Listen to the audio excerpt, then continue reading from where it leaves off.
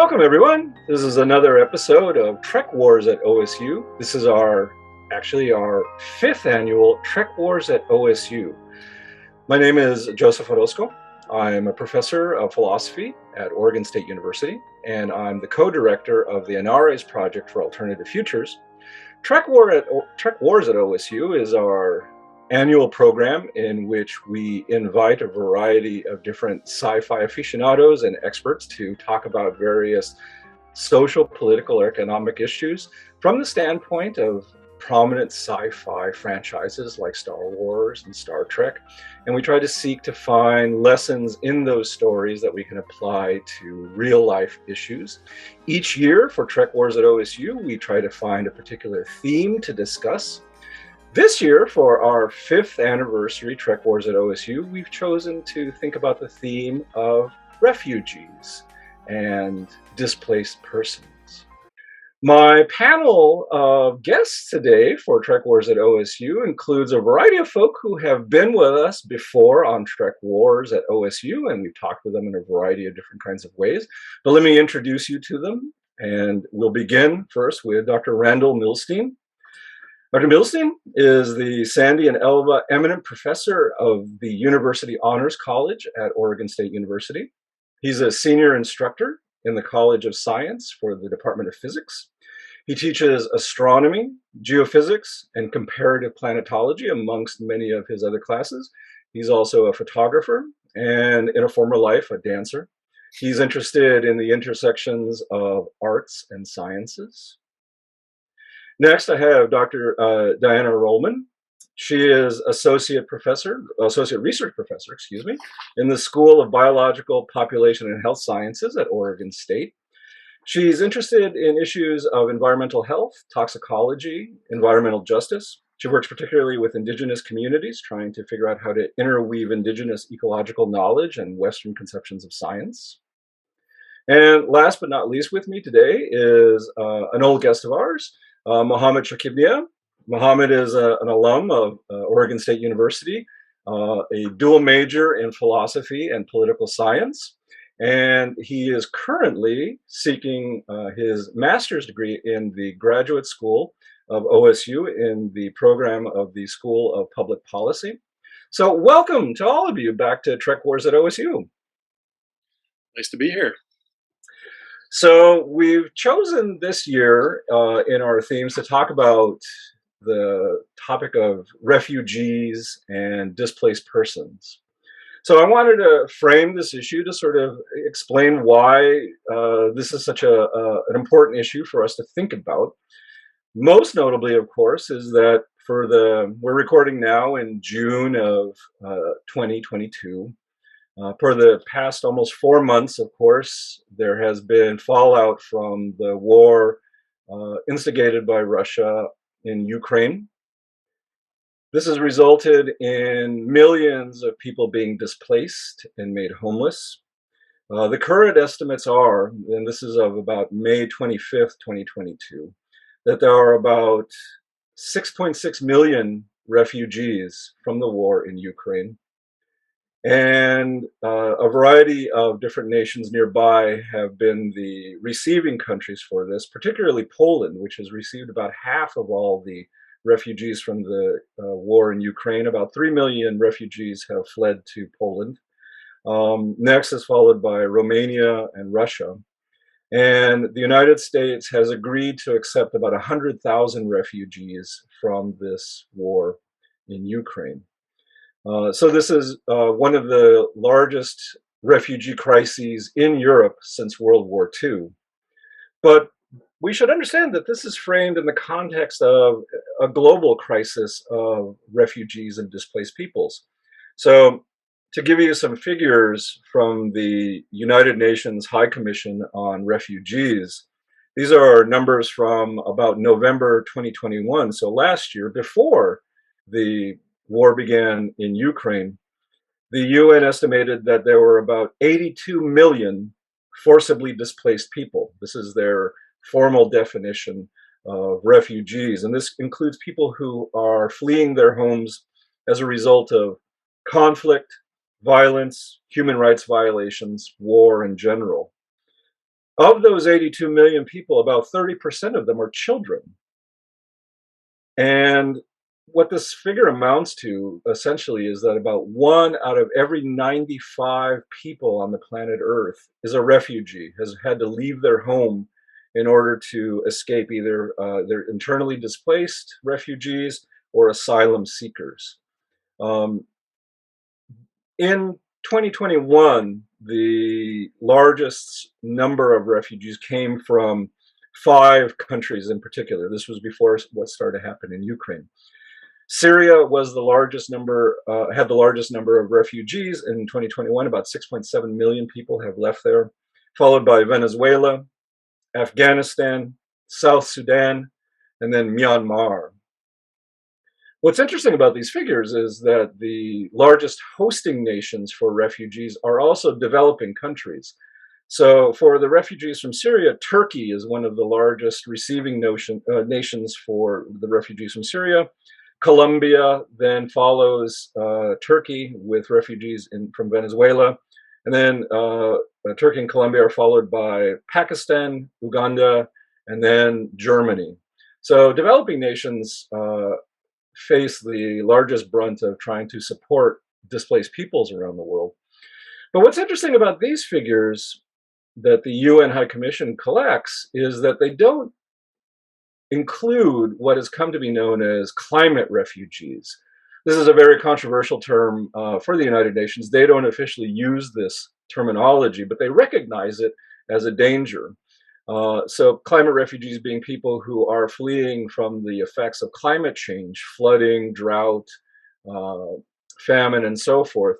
And so while these figures are not officially collected by the UN recognizes this as a potential threat to stability in the future and is looking into starting to collect data about this.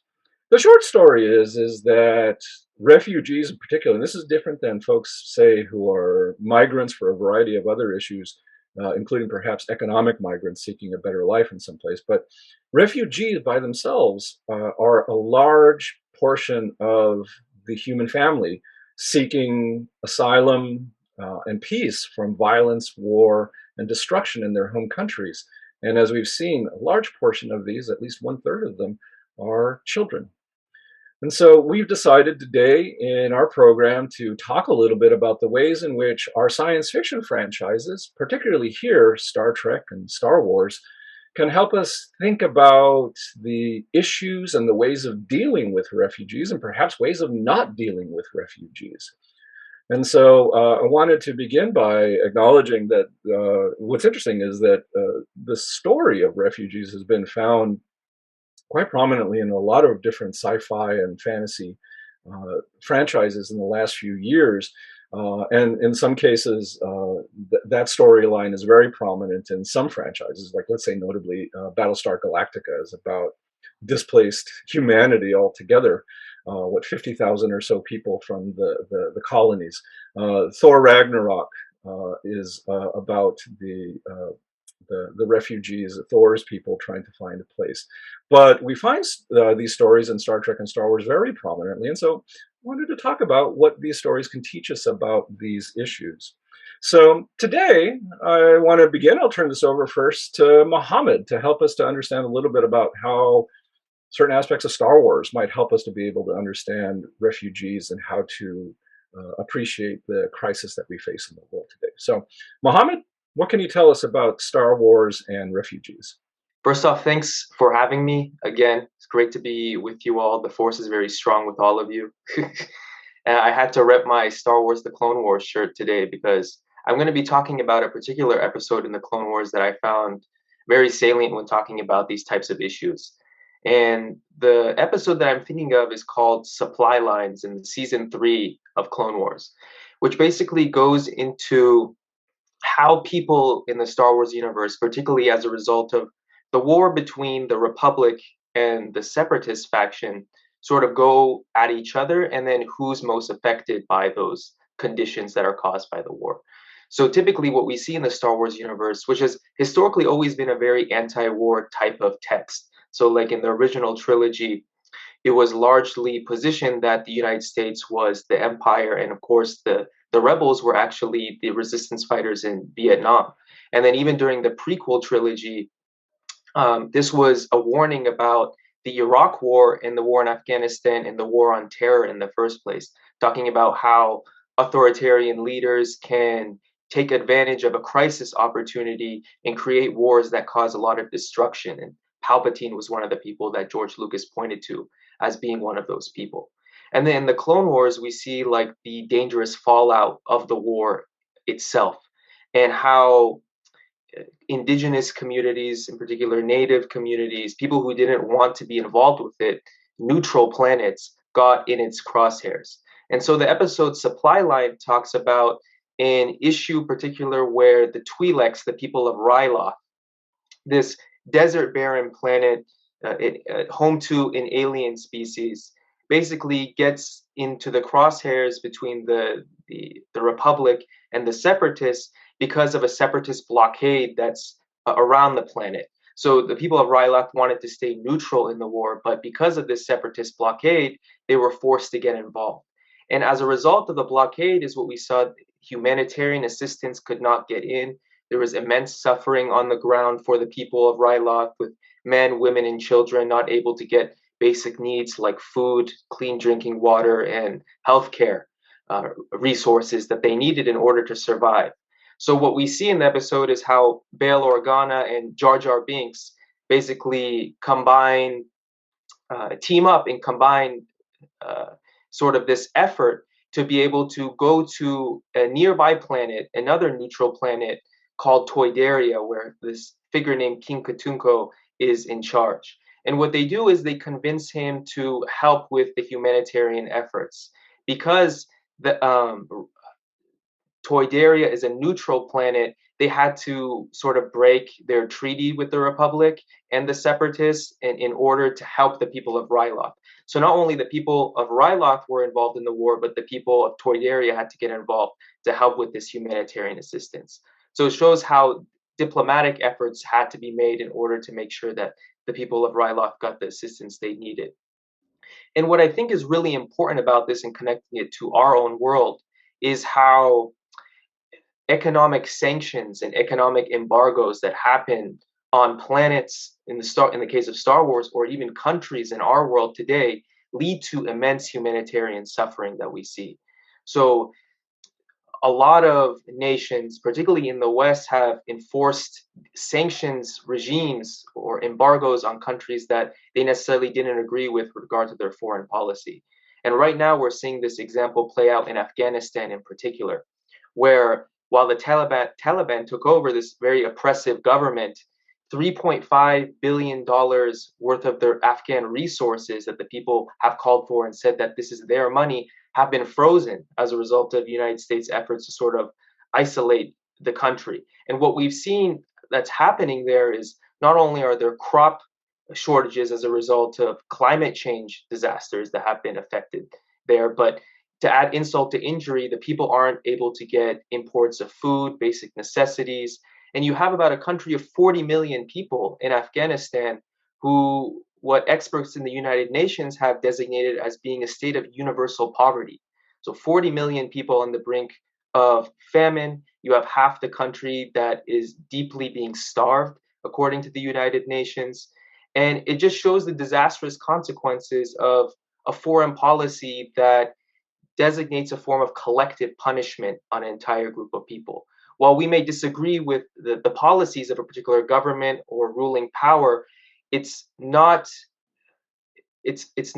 justified to say that the people are responsible for that suffering, innocent civilians who are put in the crosshairs of the war. So similar to what we see in Ryloth, yet the separatists didn't like the way that the government on Ryloth was leading its people for unjustified reasons, in my opinion.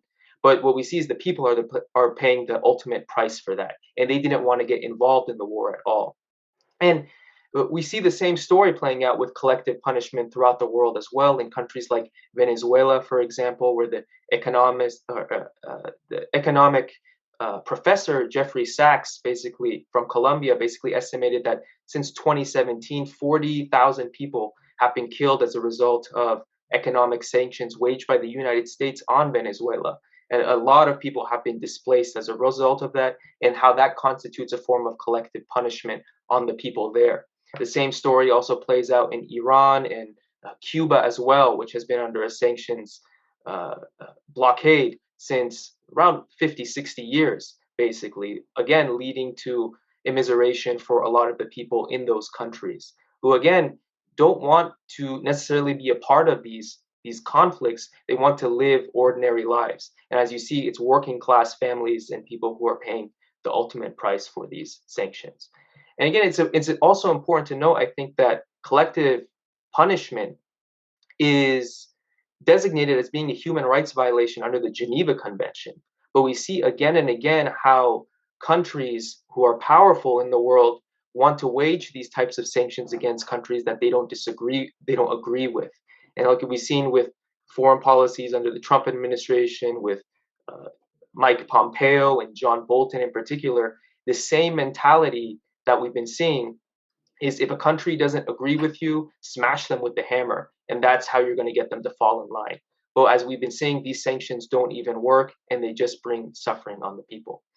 And it's really interesting in the case of Venezuela, I think. Right now, the Biden administration has tried to open up relations with Venezuela because of oil shortages in the world in order to get oil uh, funding or oil throughout the world because of these shortages. So all these sanctions were basically for nothing.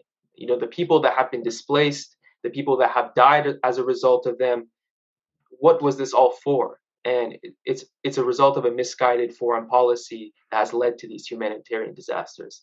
So I think what Star Wars points to in particular in providing lessons about this is how these economic wars that are also a part of these international conflicts that we see, or these regional conflicts, also should be underscored as being an important thing to be paying attention to, and how they lead to displacement of people within those countries who can't necessarily leave. So internally displaced migrants are important to look at here because they don't have the ability or the privilege to be able to go to other places. So not only are they leaving their homes within, they have nowhere else to go within those borders. So it's a really important and vulnerable population that we should acknowledge and basically try to advocate for in terms of a climate friendly policy or a refugee friendly policy that acknowledges them in the first place. And I think that Star Wars helps us get to the root of the problem of let's prevent these wars from happening, and let's try to advocate for more diplomatic, human rights based solutions to them rather than more authoritarian, might makes right types of arguments to solve our conflicts. Well, thanks, Mohammed. That was a really good analysis. Either of you, Randy, Diana, you have any questions for Mohammed about this question of sanctions and collective punishment? Not yet, but maybe soon. So I had one question, Mohammed, that I wanted to ask you about that. You were talking about the sort of the blunt hammer of sanctions. I wonder whether you think that all sanctions are problematic, or I mean, because I'm thinking also, you know, one of the things that's been tried, at least in the conflict with between you know, the invasion of Ukraine by Russia, is that the United States has tried to target wealthy Russian elites. So there have been particularly some kinds of targeted sanctions against officials in the Russian government and Russian business people in attempts to try to create economic pressure at the top in terms of the leadership. In addition to some of the other sanctions, which do affect sort of more sort of ordinary, less billionaire class kinds of folk.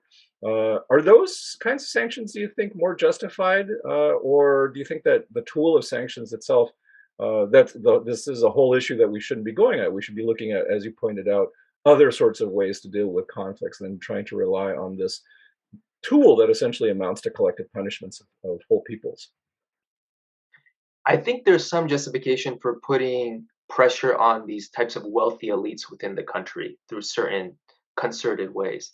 But I think like in the case of Russia, we're like trying to ban them from importing certain goods or something like that, that just leads to suffering for ordinary people. I mean, the same thing happened with Iran, for example, with its oil imports. Like if you shut out Iran from the rest of the world and they're not able to send out their oil imports, that devalues the currency, leads to inflation, and people who basically paid no part in this are going to lose basically all their assets that they owned. And ultimately, that translates to their material well being, their ordinary lives, being able to afford housing, education for their kids, or healthcare. Like those are the things that are going to be affected. And even in the case of Iran, medical supplies during the pandemic, for example, was a big issue that came up where they weren't even able to import protective equipment because of the sanctions that were in place. So I think that's one area to pay attention to. And like, there are ways to resolve these types of things, like with the Iran nuclear deal. That was one path forward of sort of a diplomatic effort to make sure that this conflict was resolved in a way that helped people the most. I also think, like in the case of Russia too, it's important to acknowledge that you had thousands of people who were protesting within within Russia itself, protesting the government's actions, and they were deeply against the war. So should those people also pay the price for the actions of Putin, which were horrific and should definitely be condemned? I don't know if they should. I honestly don't think that's the right way to settle these issues. And I think also with the case of sanctions too, it's a way to implement regime change, which is important to acknowledge. So basically the idea is that you put so much desperation and misery among the people within a certain country that they're going to rise up and overthrow the certain government that's in place. That really hasn't worked at all. I don't think there's necessarily even one case where it's actually happened. And in fact, when people do protest the government, these authoritarian governments are able to crush the protest by putting people in jail or even killing them. So it hasn't really worked, and I think it's a doomed policy from the start as this form of collective punishment that we've been seeing. That's a great question. Well, thanks, Mohammed. I think that's very insightful. Let's turn now to Star Trek. Diana, what can you help us understand the crises of refugees and solutions to understanding these kinds of problems from the Star Trek universe? Always happy to talk about Star Trek. So thank you for having me on. I think I'm going to caveat, I'm a toxicologist, so I study chemicals in our environment. So the perspective I'm taking from this is really what happens to people after they've been displaced and where do they end up? So this is a concept that's becoming more widely acknowledged and understood in the sciences. It's the idea of environmental justice. So where people live, everyone should have equal rights to an environment that is free of contaminants. Unfortunately, that's not what we see. So just to put it in context, right, when we're talking about displaced people, we're often thinking about like, why did the displacement happen? Was it for economic or political decisions, right? People lived on land that had resources people wanted. I'm going to focus more on what is going on with the land where people ended up. And so I do want to note, though, that Star Trek discusses displaced people across many episodes. So specifically, The Next Generation has the episode Journey's End. There's the movie Insurrection. The entire series of Deep Space Nine is really dealing with the aftermath of the Cardassian invasion of the Bajoran world and what has happened to the people of Bajor. So this is not a theme that is unexplored by Star Trek. I'm going to go in a very, very different direction, again, just influenced by my background. So I'm going to talk about an episode from Star Trek Voyager. So I'll point out that Voyager really begins with displacement, right? So for those of you that are not familiar with Voyager, it's Captain Catherine Janeway is going after a rebel ship, the Maquis, and both ships are actually picked up by an alien life form called the Caretaker and hurtled across the universe to end up in the Delta. So there's really no way home. And what's very interesting is it sets up this premise that you have a ship that now you have two crews that are forced to work together. And you also have a Federation ship that cannot rely on the might of Starfleet. They have to rely on diplomacy and getting along with people. And I think that really helps flavor the ways that Voyager then interacts with those that they meet with. So very specifically, I wanted to talk about the episode Night. I don't know if people are familiar with that one, but again, as the crew of Voyager are heading home, right? It's supposed to be a 70 plus year journey. They're really living out the motto of the Federation. They're exploring new worlds, they're meeting new civilizations, and they're meeting a lot of displaced people. Now, in this particular episode, there really is no displacement of people, but it's actually something, Mohammed, that you said, when there are people who they can't stay there, but they can't leave. And that's what this episode so eloquently discusses. And it discusses what happens when you need to leave because where you live is no longer safe. I'll be looking at that through the lens of environmental contamination.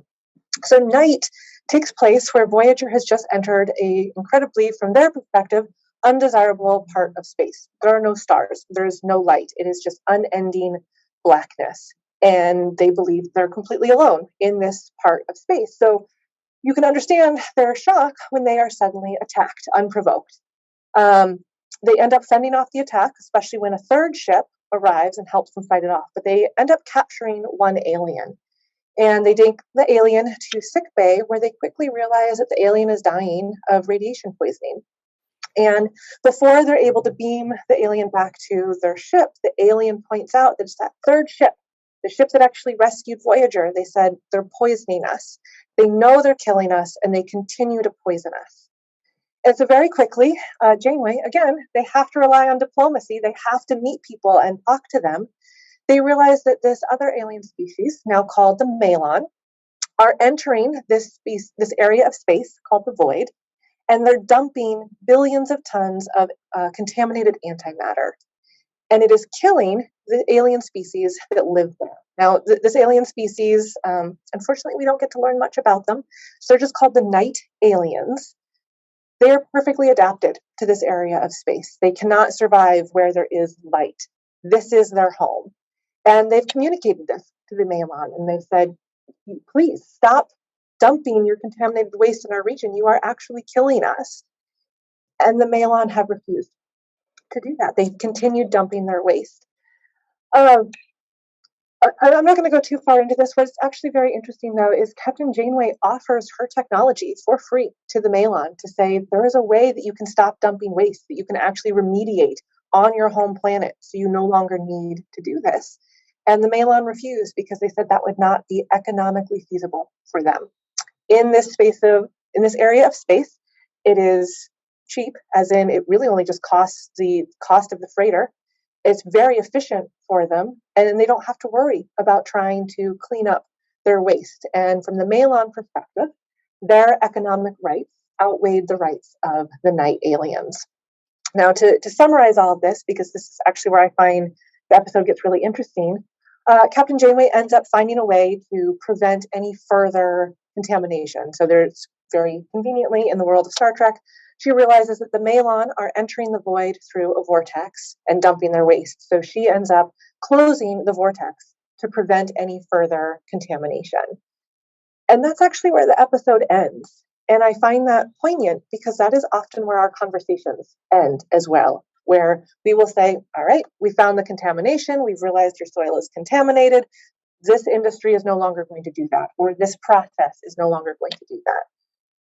But with the ending of Night, we're really left wondering, well, what about the impacts of the contamination that are already there? These health impacts are going to continue for generations. There are areas of the void which are completely uninhabitable because of this contamination. And then you have to ask, who's going to clean it up? And really the burden is falling to the Night aliens themselves, where they're going to have to take the time, the resources, and the energy to remove this remediation, to deal with the consequences of it. And I bring that up because we are learning more and more about the impacts of pollution in our world. If we look worldwide at the impact of air pollution, in fact, so this can include outdoor air pollution as well as indoor air pollution, but we're finding that air pollution worldwide is responsible for around 7 million deaths a year. There's varying estimates, but they're all falling around about 7 million deaths per year. If we look just at outdoor pollution, that is responsible for about 3 to 5 million deaths per year. So I separate that because outdoor air pollution, when we think about people living in these areas, you do not have the option to say, today I choose not to breathe. This is inescapable. There are very limited things that you can do to protect yourself against outdoor air pollution. And so if that's causing 3 to 5 million deaths per year, I want to put that in perspective. Worldwide, road accidents are killing about over 1 million people per year. So this is a huge issue.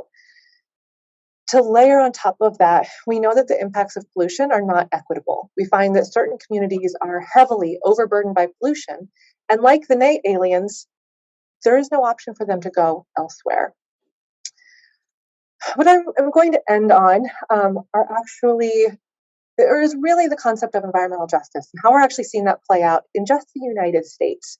So if people are not familiar with Superfund sites, this is an area that I study quite a bit. These are areas in the US that are heavily contaminated and have been identified because they need to be actually cleaned up by the government to, honestly, to be at levels where people can live there. So the full definition is any land in the United States that has been contaminated by hazardous waste and will be cleaned up by the EPA.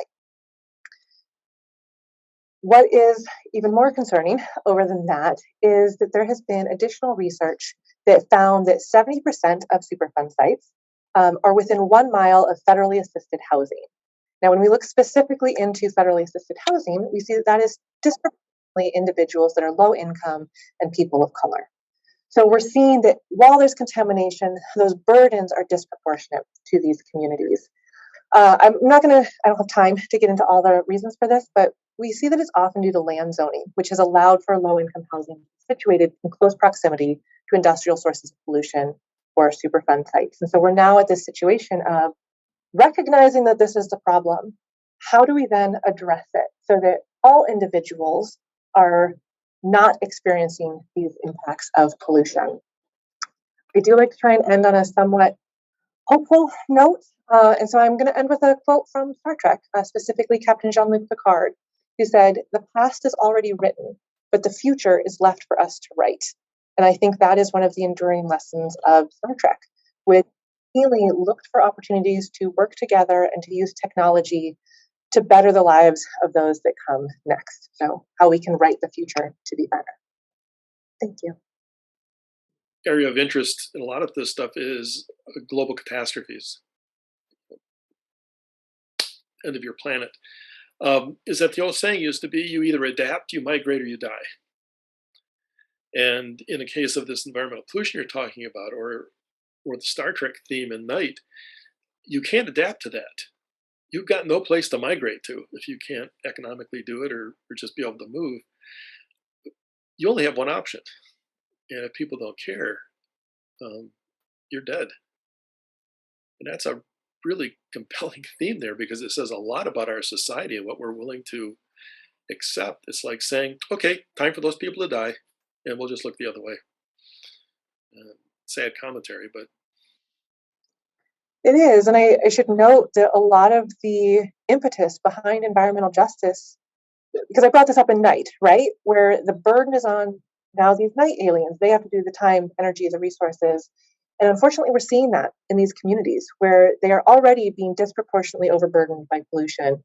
It is also their voices that have to go out and be loud and say, this is happening. This is the problem. You need to come acknowledge this. So most of the environmental justice work has been driven by these already overburdened communities. So I think my hope really is, how do we provide that help so that we're not just layering burden upon burden on top of these communities? And then how do we learn from this so that we aren't, I've literally toured Superfund sites where on the other side of the street is a daycare. That is not appropriate land use zoning. So how can we take all of these different expertise and start developing rules and policies that are going to be protective of everyone? And I think there's some movement there. It is very slow. And if you live in that community, it is far too slow. So I don't have an answer other than I hope we take something from Star Trek and say, how do we move past this and prevent it from happening? But I do find the ending of that night episode to be apropos, which was, well, we stopped any future contamination. Now what? I mean, that's a particularly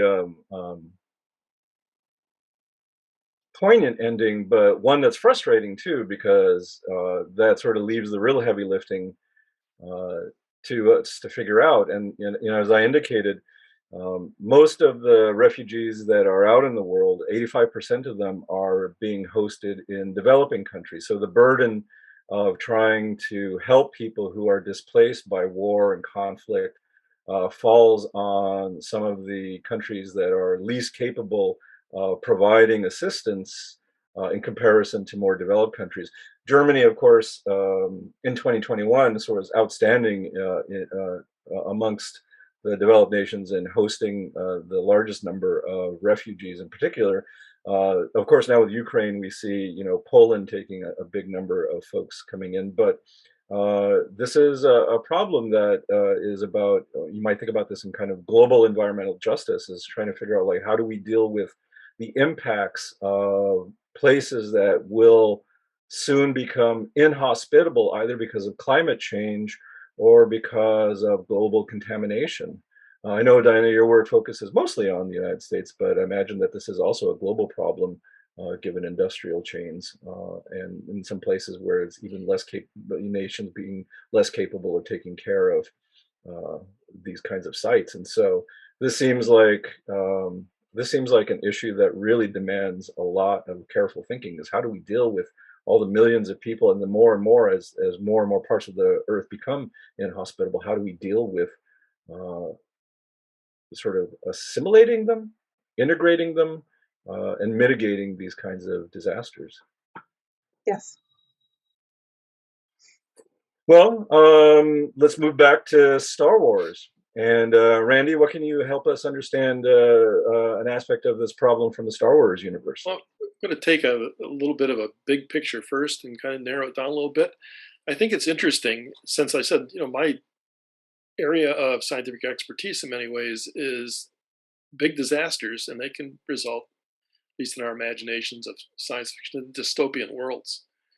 And we have to remember that when you read science fiction or view it, one of the really unique things about it is that this dystopian world, the whole refugee idea, is really prevalent in science fiction throughout it. It's one of the most pervasive themes that there is. And we have to think of it, I think, this way. We can read a science fiction story, see a movie, and see some world get blown up like Alderaan, and we can imagine that, we're going to have to get in a ship and escape some way, or be Superman and escape some way and be totally assimilated when we get to Earth because, everything's hunky-dory.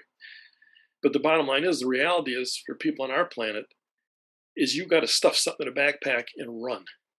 Or you may be the recipient of a genocide. You can end up being put in a re-education camp. You could be forced into slave labor. And I think if you look at Star Wars, that's one of the big themes there too. We seem to forget in the vision of Star Wars that this is a galaxy that still has active slavery going on. And a lot of those people who end up being slave labor are refugees or displaced people. They have nowhere to go. Like here in Ukraine right now, the war is going on. We have all these displaced people. Millions have left, but their idea is you'll be able to go back home. But in Star Wars, when they blow your whole planet up and you're off planet, you have nowhere to go. You are completely displaced. And you also look at the environmental, we were talking about environmental refugees. We have to understand that the Tusken Raiders are environmental refugees. Tatooine wasn't always the desert. It was a viable planet, and people came and exploited it and was invaded, and the result is it turned into this terrible place, and the native peoples now become basically displaced, and then are hunted in some cases, if we've seen in the book of Boba Fett, by other invading peoples. And this is this real interesting theme that goes on, and I keep seeing these parallels when I watch the news at night. One of the themes when Muhammad was talking about the Clone Wars, there was a time when they had the Alderaan Refugee Conference within the canon, and Bail Organa sets this up. And one of the leading speakers is Padme Amidala, But what happens is the Hutt send an assassin to kill her. They send Ara Singh to kill her. And I keep thinking of the oligarchs. The Hutt are basically oligarchs. And they're all the money. They're the criminal minds behind the list. They just keep taking money out of the system. And they're willing to assassinate people at a conference to keep that from happening. And then we think of the things that happen in our own news cycle with Alexei Navalny, the people killed in Britain, poisoned. And just this real interesting parallel. And there's this other story that takes place in the Star Wars, I think it's the Legends or the Legacy series, where the separatists who have lost this war, the Imperial Army wins, and they're taken away as refugees and they're sent to a planet called Arcania.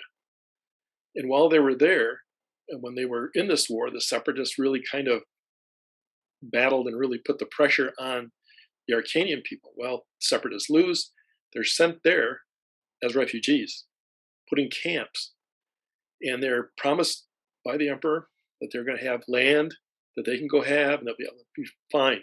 It's on the other side of the planet. The thing is, the militias come in. And what they do is say, well, we're going to take you over to your new place to live. And they load up a bunch of ore freighters with people, fly them up into the sky so nobody can see them, hundreds of miles away, and then open up the cargo doors. And they'll let everybody drop and die at thousands at a time. And then they go back and do it again and again and again and again until finally they're caught and the militias are punished. And all I can think of is the cases of genocide that we continually see with these militia groups, whether it's in Africa, in Asia, or people like the Wagner group, the mercenaries currently in Ukraine, just going into towns and just slaughtering people. And it's that same story that keeps coming back and back. And we look in our own history and we see it, Second World War, all these other places. And it just keeps pointing it out. And it's like we're not learning anything. But at least Star Wars is bringing this to our attention and saying, you see, this is the same stuff. Think about this. This is not okay. And I don't know. It's one of those things I think is going to come back in other themes, Star Wars in the very near future, just by what I've been reading about Andor, the Ahsoka Tano story that's coming out as well. And I think they're going to keep using this. Like Muhammad said, we always find these parallels in Star Wars. Back when the first 3 episodes open, and there is a scene where they elect Palpatine to whatever he's going to do, as Supreme Leader or something, and Amidala turns and says, "Is this how democracy dies?" with thunderous applause. And that was just, a year after, what happened with Bush speaking before Congress and everything. Oh yeah, great, we're going to have a war, and endless war. And so I think it keeps making these really interesting political statements, and they're almost in your face. They're not trying to be subtle about this stuff. And we need to pay attention to it because the stories are paralleling what we're seeing in our real life. And that the level of violence that we're enduring right now, even in our own country, is just getting to be a point where it's frustrating. Well, so Randy, I wonder about this. So both you and Mohammed have sort of shared with us the idea that Star Wars helps us to recognize and to pinpoint and to show the moments at which violence is likely and the kinds of consequences of violence on a global scale in the ways that you've been talking about. Do you think that Star Wars helps us to think about how we can deal with these kinds of issues, how we can solve these kinds of problems that lead to so many people being displaced and so many people being at the hands of unregulated, violent militia forces around the world? I mean, there's so many vulnerable people here. We're talking about 82 million people who are vulnerable, have left their homes, are on the brink of, in some cases, starvation, in some cases, exploitation by traffickers of various sorts. Does Star Wars give us some kind of sense of how we might be able to protect and to assist folks like this in the world? I think the one message that I think stands out more than anything else is the message of assimilation. That it seems that these people are spread out all over the place. When we look at these bar scenes, or they're walking in these towns, you see people of all different types, beings of all different types, and there seems to be a certain level of acceptance with that. We have to think about Jar Jar Binks. I think is an interesting case. He's a displaced person, but in a different way. He was exiled, so he actually has a place. He has a home. He has an identity, but he's kicked out. He's banished. He can't come back, and that's really different. But he's accepted by everybody still, and I don't think you see that shunning quite as much in Star Wars. Even when you see there's slave cultures everywhere, you don't see the treatment of those slaves. I'm thinking of Shimmy Skywalker being one of those that you would see in our country, in the South, 150 years ago, 160 years ago. They just seem to be other beings there. Maybe that's the lesson of acceptance of people's differences. The one exception to that, again, I think, is the militias. There's another story in that Legends thing where they go to the Mon Calamari stormtroopers or whoever it is, and they're trying to kill them, and they continually refer to them with derogatory names, calling them fish heads and things like that. And we see that reflected in our own Earth cultures to try to demean other people.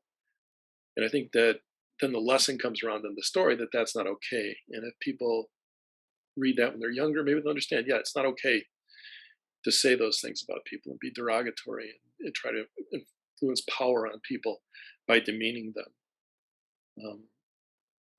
But you have to be aware of those things to start with. If you're someone who's not been raised with that kind of empathy or understanding, that message may not ring true for you.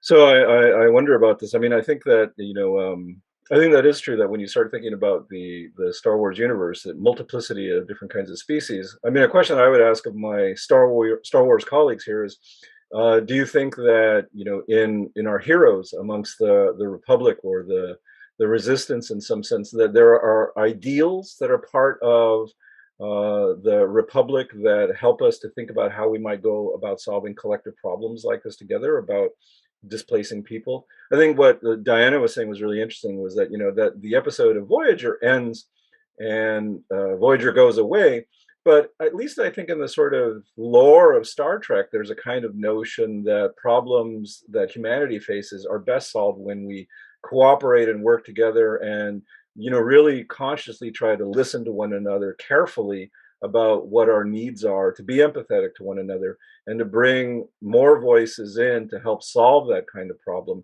rather than sort of authoritatively say, I'm the person in charge of this, I'm going to make the decisions. But there's a kind of sense of collaborative decision making is where humanity is at its best. Is there something like that in the Star Wars universe, you think, in terms of a kind of a conception of how best to solve problems? Does the Resistance or does the Old Republic give us kinds of lessons about how to deal with major social problems like global refugees? I've always thought it was interesting that in the original Star Wars and stuff, they go to all this trouble to destroy this evil empire, blowing up, a million people on a Death Star, blah, blah, blah. And at the end of it, all they do is go back to another hierarchical system where, you have a princess and a king and all this kind of stuff, and there's still slaves everywhere.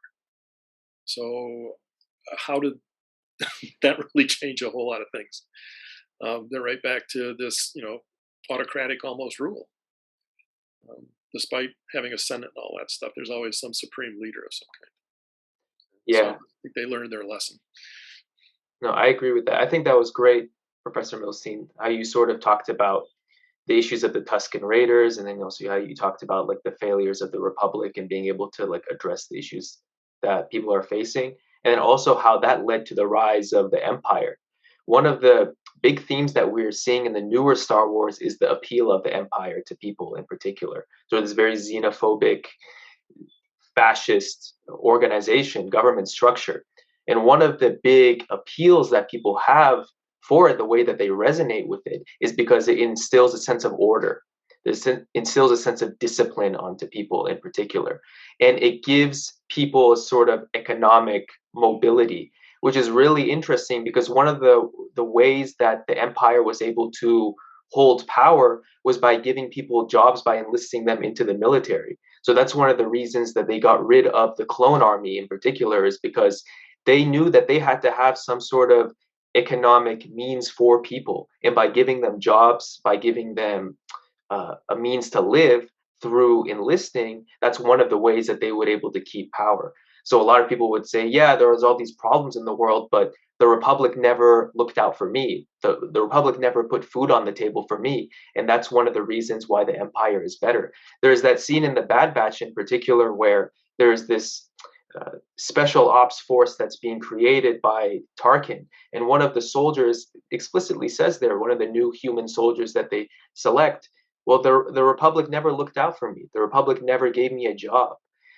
And that's one of the reasons why this sense of order became so important for people.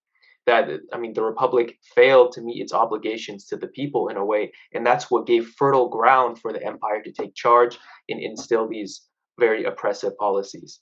And I think like there is a lesson that Star Wars tells, a particular warning that the Jedi became so top heavy and so focused on the war that they weren't in tune with what the people's needs were on the ground. So one of in season 7 of the Clone Wars, Ahsoka basically goes with Rafa Martez and her sister, Rafa and Trace, and they go basically on this journey, and they find that slavery is still in the galaxy, like what Professor Milstein was saying. And Ahsoka comes to the realization that what are the Jedi doing? Are they really looking out for people, or have they become so focused on winning this war as military generals that they're not aware of what people are really going through, the struggles of people? And again, that's what gives Palpatine this opportunity to scapegoat the Jedi and say that they're responsible for everything in the galaxy, that they're the ones that are failing you. It's interesting. And I think, yeah. Sorry, Mohammed, I didn't mean to cut you off. No, go ahead. I was just saying it's very interesting too in that whole route you're taking there, is that it's interesting that the Jedi forget that they are all displaced people. They've all been taken away as youths from wherever they live and taken somewhere else. Their family is lost. They might as well be refugees. And then to forget that as they become more and more trained and get more and more personal power and group power, they forget that they're all refugees. They're all no longer have families and homes or any place to go back to. And they were taken as young kids. They might as well be slaves. Right. And I think you pointed out correctly, like with the organization that Bail Organa and Padme were trying to create about refugees in particular, like there was this progressive faction within the Republic that was questioning where the Republic was going and was aggressively trying to seek a diplomatic resolution with the separatists and trying to prevent the war, because they knew that by stopping the root causes, that you can stop these refugees from being created in the first place. So you had Padme give a speech about that healthcare, education, utilities, all these fundings or sources of funding that the Republic focused on before the war were now being diverted towards military spending. And that's one of the reasons that the Republic is going in this wrong direction, is that we're failing everyday people on the ground who need these resources to survive. So this sort of reprioritization of budgets, of funding, of resources, of wealth is one thing that they look to, and maybe looking away from militarism and war and looking to what everyday people need. I think what Professor Rollman was pointing to with like health effects that people are dealing with on the ground, like these negative health impacts go hand in hand with pollution, and lower income and communities of color are the ones that are being affected by it. So everything is interrelated. Climate change, healthcare, living wages, these types of issues all encapsulate each other and are all necessary to tackle the problem. So this reminds me of something. So I wore my my Picard era uniform today because it made me think a little bit about what was going on in the first season of Star Trek Picard, which the big storyline there is the annihilation of Romulus because of a natural disaster and the enormous refugee crisis that that creates for the quadrant, for the galaxy. And part of the storyline in Picard is that the Federation, uh, at the beginning of the crisis, sort of waffled about whether or not they were going to offer assistance to the Romulans, which were the one of the very earliest and deepest antagonists against the Federation. And so the Federation, the story goes in Picard, the Federation initially offered assistance, but then because of a variety of different kinds of events, decided to not provide assistance to all the fleeing folks from Romulus, and essentially let thousands, if not millions, of people die as the planet was destroyed. And so this is something that leads Jean-Luc Picard to resign his commission from Starfleet. He initially had been put in charge of the commission for the Romulan refugees, but felt that the Federation turned its back on them. And the Federation, policy about this was essentially just let them die, let them take care of themselves, or let someone else do it, because these are not our people. This is not our problem. And after all, they're just Romulans. And so he felt that that abrogated his moral duties and the duties of Starfleet, and so he resigned. And so the beginning of Picard is the aftermath of his decisions and his bitterness against the Federation. Very, very dark.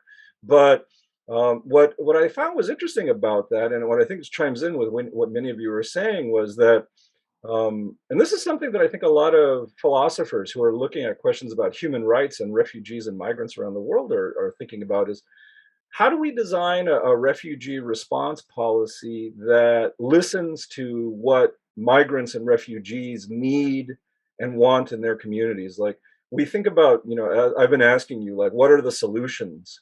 And the question is, who do we listen to when we want to build those solutions? Who should we be listening to? Who should be at the table when we make these kinds of decisions? And so I know that a lot of philosophers are asking, what would a refugee process be that actually listened to the needs and interests of migrants rather than the policy proposals of politicians and governments? And I know that this is something that environmental justice has thought about quite a bit, is who do we bring into the table to think about mitigation procedures and what to do with pollution in communities? What voices do we listen to? Whose voices should we promote and highlight? And very often, right, environmental justice points out, it has not been the communities of color in which a lot of this stuff gets dumped. So there seems to be, right, an issue in all of these stories about to whom we listen to when we think about refugees, and what would it mean to include refugees and their voices about what they need in the conversations about solutions.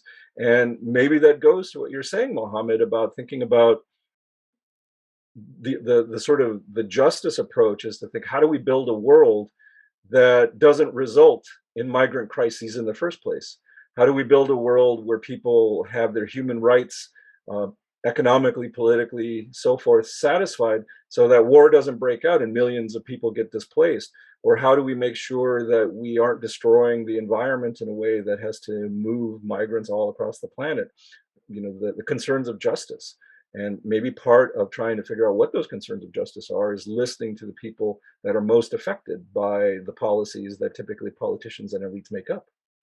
Then you've got these groups of people right now in our own country who are way to the fascist end of the scale, who are screaming in their replacement theory stuff, which don't want anybody who is not, exactly that small world view that they have, that's very, very occluded. And so, yeah, you have to deal with that. Literally uneducated craziness. So you have to deal with that craziness first before you can even start to ask the people who want to come here what we can do. And that's that xenophobic thread that runs through the history of this country is quite crazy. Well, I mean, I agree that that's sort of an issue. I mean, you've seen the rise all across the globe of authoritarian movements, and in Turkey, Austria, in Scandinavian countries all across Europe, in the United States even. And so, I think that part of the issue is that these tensions of all these folks moving around creates the xenophobia and the paranoia amongst many ordinary people. And a lot of people, benefit from having xenophobia be a movement, right? All of these authoritarian politicians ride the wave of hatred and distrust of migrants, right? And so, because of the Syrian war, right, you've seen the enormous spike in authoritarian parties in places like Austria, Germany, and in England that led to things, that we've seen most notably, I think, with Brexit. I had a feeling that too much is breaking down in Europe, and so the UK wanted to move away from what they felt was a loss going on in Europe in many places. And in the United States, as you mentioned, we just less than a month ago, right, the shooting in Brooklyn by this 18-year-old man who was spouting off about this idea of replacement theory, right? We first sort of, I think, heard this prominently back in 2017 with those protesters in Charlottesburg, Virginia, who were spouting also the idea, we will not be replaced, you will not replace us. And so, as millions and more people start moving, there's this question of instability of lots of different communities. And then this creates that kind of tension that people feel, maybe I'm being also displaced. And so, how do we create a world in which we don't pit communities against each other? And maybe part of that is figuring out, how do we mitigate the kinds of tensions that make places inhospitable, that destroy our environments? And also, how do we help nations that have collapsing economies or collapsing infrastructure that leads to so many people feeling that they have to move to other places to take care of their families? I mean, if you look at sort of global poverty statistics around the world, almost half the world is either in moderate to extreme poverty. That's half the human family lives in places they're trying to make ends meet, and that not very clear. And so, as we've seen, so much of the movement and so much of the reception of refugees happens in those developing countries where life is so precarious. And so, maybe part of the answer is, how do we use our stories to figure out how to think about building better worlds in which there's less precarity like that. I wish we could just say we just vote the idiots out, but it never seems to work. A democratic way of doing things, we think, is the proper way to do it. And yet there are always people who are going to keep electing people who shouldn't be electable, let's put it that way, and seem to end up being elected. And then all it does is throw a wrench into the gear works, so nothing ever moves forward. Just turn on the news tonight and you can see that happening. Just with gun violence, and what are we going to do at the border? There's 10,000 more people who are on a convoy right now heading towards Yuma, and the border patrol is all worried right now. And yeah, one of the things. No, please go ahead. So one of the things I find so interesting about Star Trek is the continued response of, well, we have the Prime Directive. We have this one rule that we will always follow. And yet, how often do they violate the Prime Directive, right? You can actually look it up. You can look up like how many times each captain is said to have violated the Prime Directive. But I think what I find so interesting about it is the idea behind the Prime Directive is so interesting, right? Don't interfere with another culture. And I look at it often as, don't interfere because you don't know what you're interfering with, right? You need to understand it better. But what I also love about it is that all these Star Trek captains realize sometimes you can help just by talking. Like, it just doesn't have to be Starfleet coming in with the we know more and we're going to fix it. But I like the idea that they realize, like, this one size fits all doesn't always work. It does not address the needs of these different people and cultures and communities. So in some ways, I think it's brilliant that Star Trek came up with this one size fits all and then routinely says, you know what, that's not going to work here. And here's why. And there's some beautiful episodes where they finally realize that to sit back and abide by the Prime Directive while it would be correct by their rules, would be morally bankrupt. And so they take action. And I do find that as an interesting approach to recognize that there's no one solution, but perhaps multiple solutions that can be employed in tandem. That's right. Well, so let me see about rounding this out, because we're at about an hour or so. I wanted to turn this back to you all and to see if you had any final words or thoughts from your particular universes about what you think we ought to pay attention to when we think about growing problems of refugees around the world, and how we might think about building a better world in which folks like that don't feel that they have to leave their homes in order to be able to take care of themselves and their families. Final words from each of you?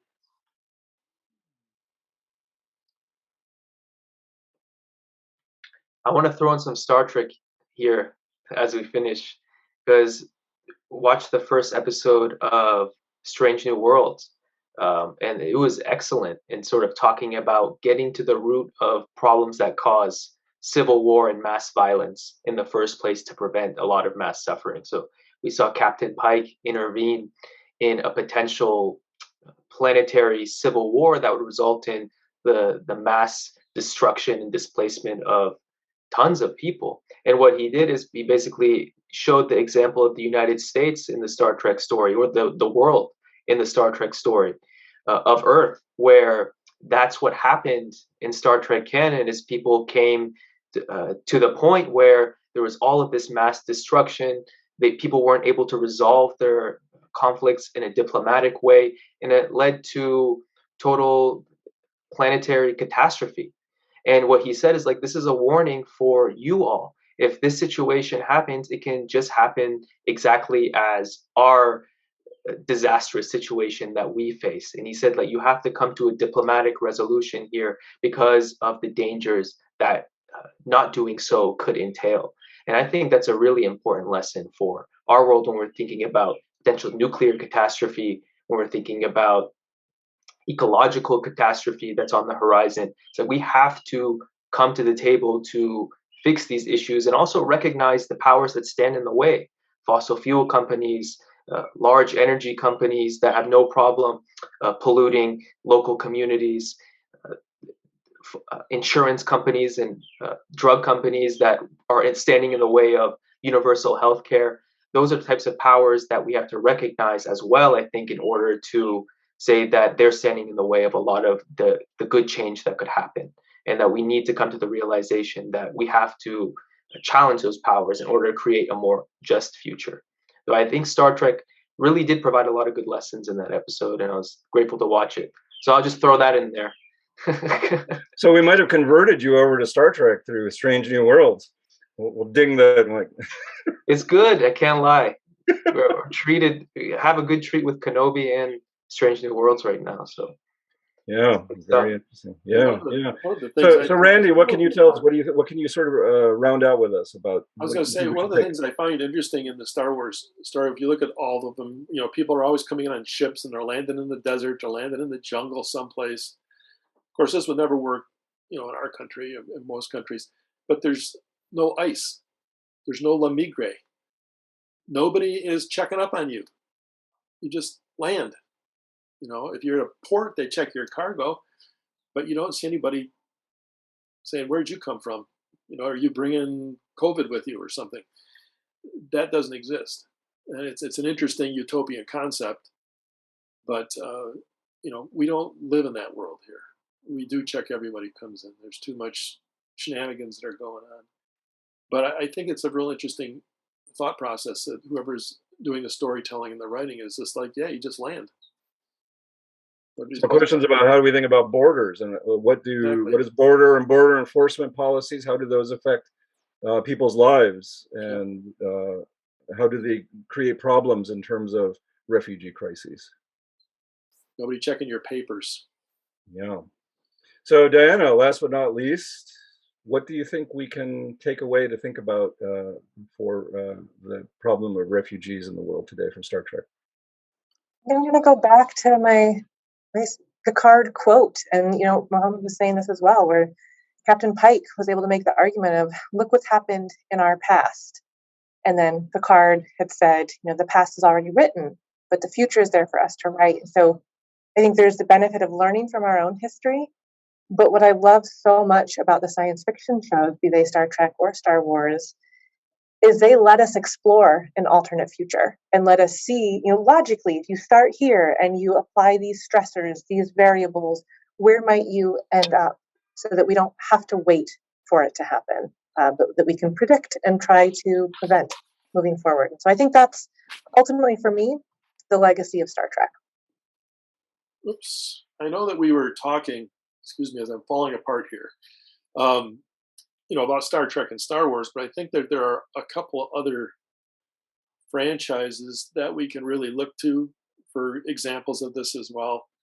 I think anyone who has watched The Expanse understands the problem of displaced people, people who are being taken advantage of, and the result of that, the violence as a result of that, the separatist groups as a result of that, and how absolutes become very pushed to the forefront, and what people feel is vital and necessary is pushed aside.